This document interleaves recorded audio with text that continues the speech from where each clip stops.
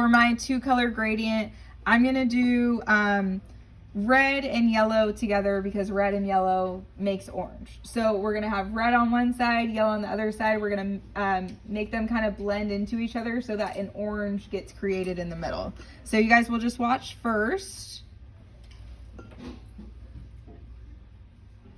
So I'm gonna get my red color ready, get a little puddle on there, get my yellow ready to go. Notice that when I am activating my watercolors with the water, I'm usually having to go from my water cup to my colors like at least 3 times to get enough water in there to create a big enough puddle.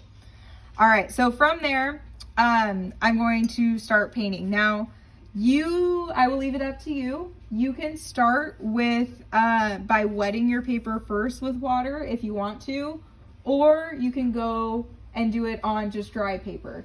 Both ways work. It's up to you guys which way you want to try. I'm gonna do it on the dry paper because I feel like when I do it on dry paper, it works a little bit better for me that way. But with this one, everyone's different. Some people work a little bit better if you do it on wet paper. So for the last one, if you're like, I don't like that we started on dry paper, maybe try this one on wet paper and see how it goes. But I know for like most of it, you can start on wet paper or dry paper and it will work both ways. So I'm going to start on my dry paper. I'm going to go into my red first, and I'm going to first start on one side of my shape. I'm going to put the red down. I'm going to go about halfway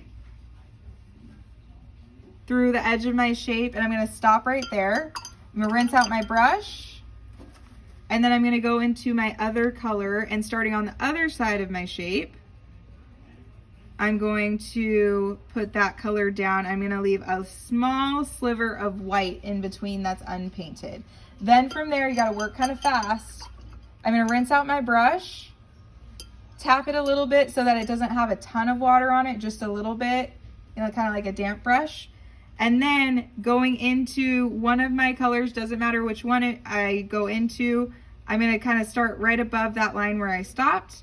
And I'm going to go back and forth from side to side.